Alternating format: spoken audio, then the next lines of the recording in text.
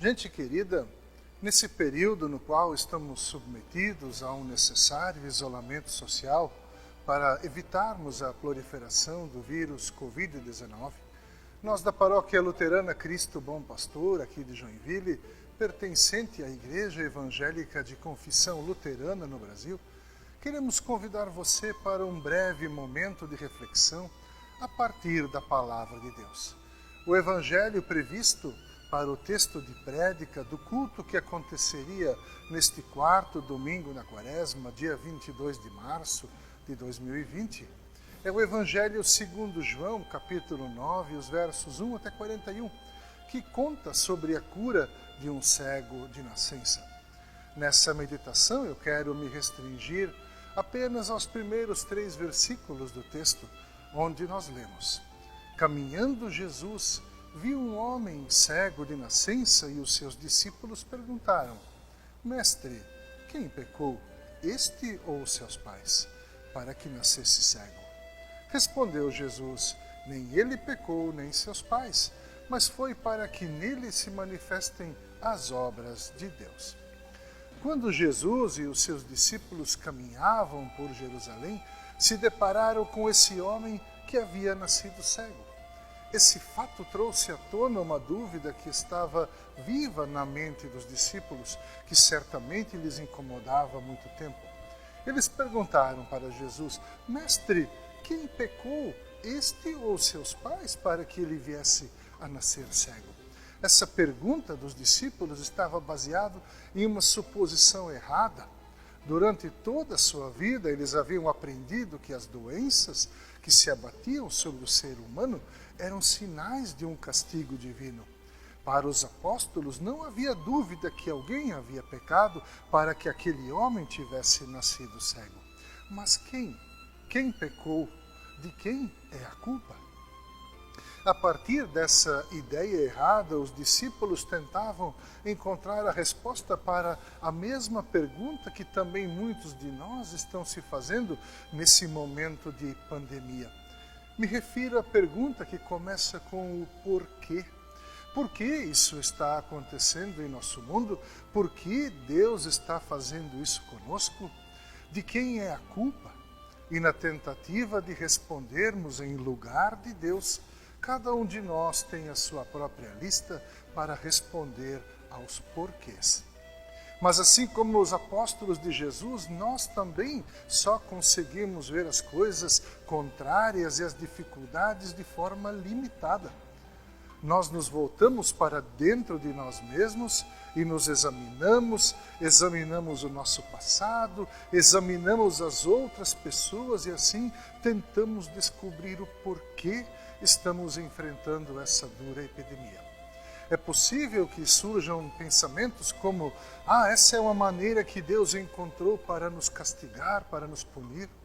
Se, porém, não encontramos nada que justifique uma punição tão severa de Deus, a única alternativa que nos resta é questionar a bondade, a fidelidade e o amor do nosso Deus.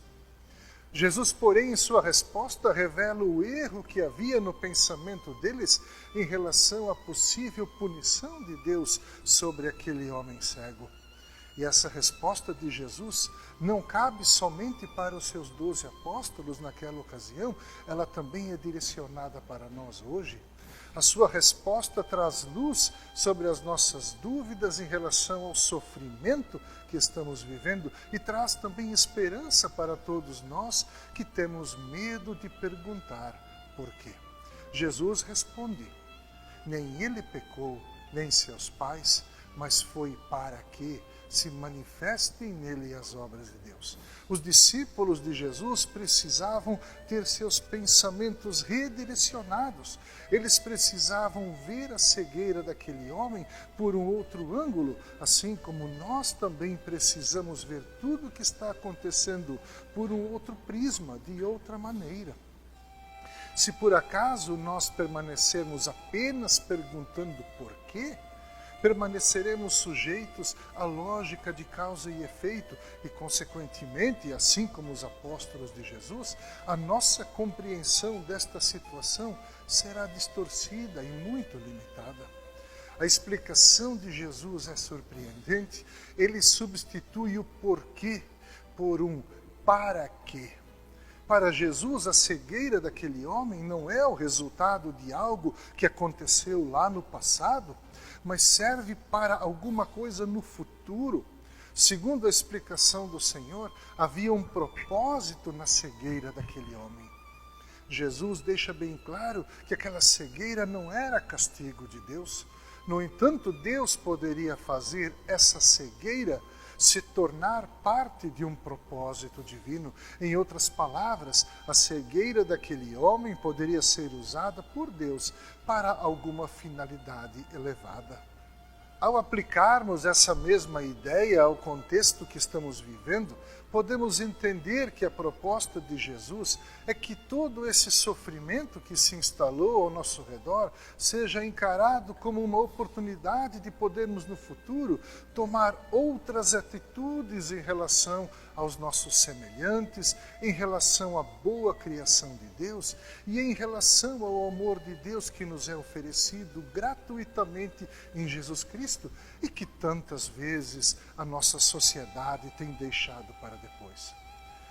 Nós vemos através da TV e dos demais meios de comunicação os profissionais de saúde em todo o mundo colocando a própria vida em risco para atender as pessoas enfermas acometidas desta epidemia. Creio que essa é apenas uma das muitas formas pela qual a obra de Deus possa ser manifestada nesse mundo. A exemplo dos profissionais de saúde, existem muitas outras pessoas dedicando seus dons, seu tempo a serviço do próximo em meio a toda essa pandemia. Durante essa epidemia de coronavírus, nós como sociedade somos chamados a permanecer em casa. Porém, no futuro, que se Deus permitir, será breve, cada um de nós poderá ser um pequeno Cristo para outra pessoa que sofre perto de nós. Queremos orar a Deus para que Ele nos mostre uma finalidade nobre para todo esse sofrimento e para toda essa angústia.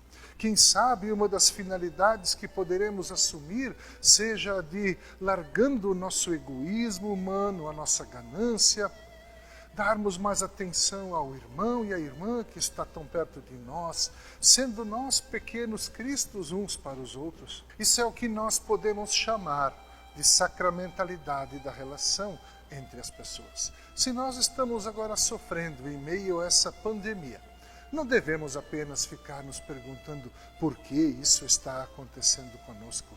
Certamente pessoas bem preparadas para responder a essa pergunta já estão se ocupando dela.